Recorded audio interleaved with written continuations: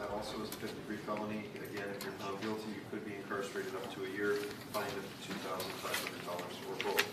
You have a misdemeanor charge in this mix of cases, which alleges the improper handling of a firearm or motor vehicle. That is the fourth degree misdemeanor. If you're found guilty on that offense, you could be incarcerated up to 30 days, fined up to $250 or both. And then you have a charge of obstructing official business. A second-degree misdemeanor, if you're found guilty on that offense, you could be incarcerated up to 90 days, fined up to $750 or both. You understand the potential penalties here? Now, just a moment ago, I explained the rights and the plea option that you have when you come to court. Do you feel you understand those matters?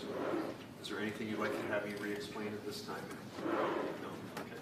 Now, you have two felonies in this mix, so I'm just going to ask you, do you intend to hire an attorney? Do you have the money to do that?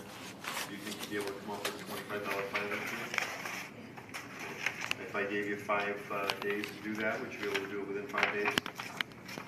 Give you access to a phone, would you be able to get $25 rounded up? Okay. Right. Why that's important is that in the felony matter, I'm required to hold a hearing within 5 to 10 days.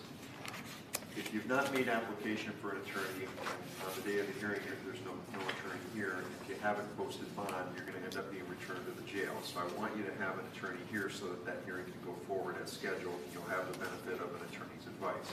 So if you think you're eligible, I would encourage you to spend that money above all other money, because that's going to get an attorney involved in the case. Okay? Now I see that this one matter, or two of these matters, are 2013 cases. What is your current mailing address? 1946 for the first lane, apartment of 12. Right, what I'm going to do with your permission is put you down for no plea on the felony charge. I'm going to indicate that you're making application for appointing counsel. I'm indicating to the clerk that you have up to 5 days to get your filing fee on deposit. An affidavit is going to be provided to you. I want you to fill that affidavit out front and back side. When you finish, signal one of the staff. We'll finish up with your case and I'll set a bond for you. Okay? That's what now see.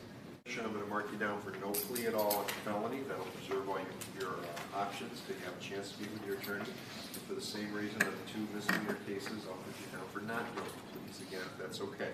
All right? That'll keep all your options open. The address we're going to be using is the 1946 Lambros Lane address until you tell us otherwise. If you do change your address, you need to do it in writing at this point. Protect yourself. Now, the 2013 matters. I was about to go to court on the 8th. The 8th of this month, Yeah. in a different court or here? Right here. On what type of charge? On speeding. Okay, traffic ticket. Okay. And they didn't issue. There was a warrant outstanding then. They didn't arrest you? No. I didn't know. Did they warn you about it? No.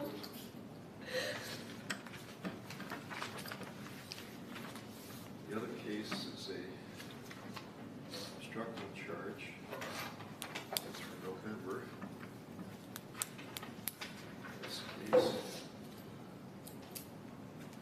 is a receiving charge from November. Do you have any record at all, ma'am? No. Nothing? So if I release you on your signature, you're going to show up when you need to be here? I just looked through the files. There was no request for mail to be sent to you, so you're correct. It was just a warrant, and you wouldn't necessarily know that there was a warrant unless they actually put it in your hand. And you had that contact with the police officer on the speeding ticket. That's what you told me. So you have a speeding case that's, set to come in front of me Wednesday? Yeah, on the 8th. On the 8th? Okay. And that officer didn't say anything to you about an arrest warrant? No. How did you get arrested? I went to Circle K with my boyfriend. Okay. Because he asked me if he could have a ride to go purchase a pistol. And on the way back, when I pulled in... I don't want you to talk about the weapon, but I mean, I just want to understand the context of how you ended up getting arrested. That's the Okay, so you're at Circle K, and then there's a problem at Circle K? No, I don't know why I was actually pulled over. I was just pulled over